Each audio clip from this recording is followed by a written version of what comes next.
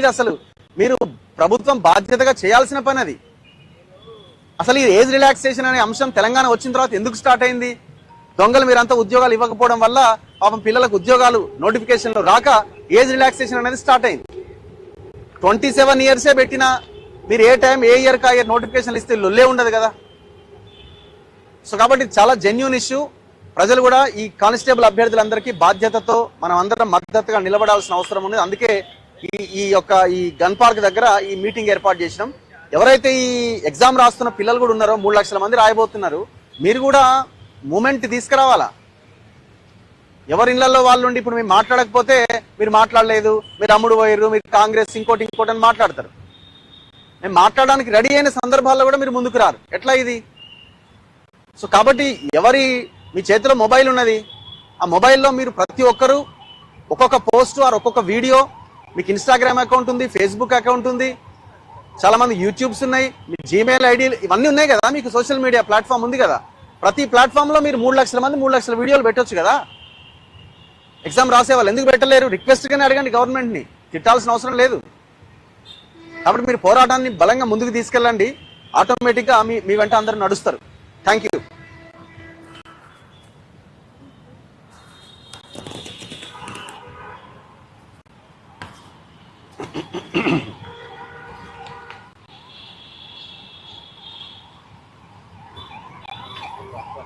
నాకు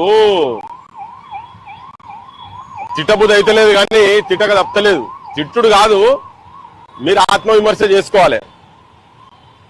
నెత్తి మీద మనిషి అంటోనికి తలకాయ ఉంటే, తలకాయలు ఇంత మెదడు అనేది ఉంటే, ఈ జీవోలు 31, 87 ఈ 2 87, 31 ఈ 2 చూస్తే కాంగ్రెస్ వాళ్లకు తలకాయల ఇంత మెదడు ఉందా లేదా అనేది పెద్ద డౌట్లు వస్తుంటాయి. దీన్ని చూస్తుంటే కూసున్న కొమ్మని ఎవడో నరుకుంటోడు ఉన్నాడంటే ప్రస్తుతం ఉన్నటువంటి కాంగ్రెస్ గవర్నమెంట్, తెలంగాణలో ఉన్నటువంటి గవర్నమెంట్.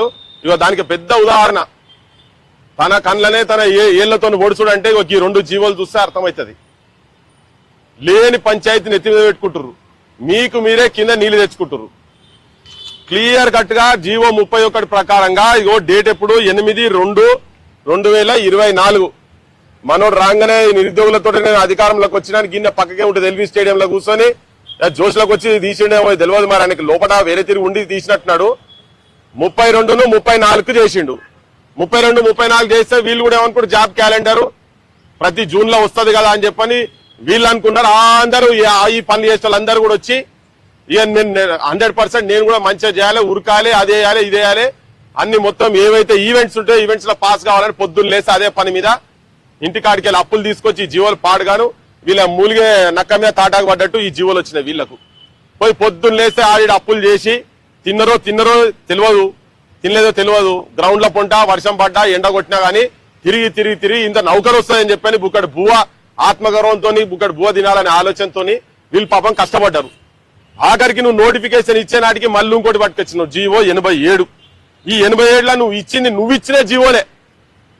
ఇచ్చిన జీవోనే మళ్ళా దానికి 2 ఏళ్లు తక్కువ చేసి 34 ఉన్నదాన్ని 32కు కుదిచ్చినావు. ఈ 2 ఏళ్లు వీళ్ళు కష్టపడి తిరిగినందుకు 34ను 36 చేయాలి. ఎందుకంటే తప్పు వీళ్ళది కాదు, తప్పు మీది. తప్పు రేవంత్ రెడ్డిది, కాంగ్రెస్ సర్కార్ది. కాంగ్రెస్ సర్కారులు తప్పు చేసి శిక్ష వీళ్ళని అనుభవించి ఈ 2 ఏళ్లలో ఎవరెవరు ఎన్నెన్ని అప్పులు చేసిరో తెలియదు. అదే నోరుతోని రేవంత్ రెడ్డి అదే నోరుతో చెప్పినావు, మా ఊళ్ళు కష్టపడి ఇగో మీ దగ్గరికి వెళ్ళి వచ్చింది. ఏ మండలం ఏమన్నావమ్మా?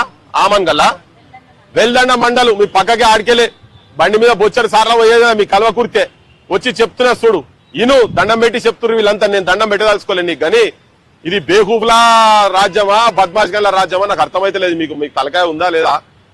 ఈ జీవోలు మీరే పట్టుకొచ్చుకొని ఉన్నాయి వేకెన్సీస్ లేవంటే వేకెన్సీస్ బొచ్చడు ఉన్నాయి, 20,000 వేకెన్సీస్ అని మీ డిపార్ట్మెంట్ లో చెప్తున్నారు.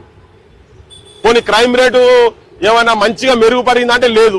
దేశ సగటట 1,00,000 మందికి 419 కేసులుంటే మన దగ్గర 569 కేసులు అవుతున్నాయట.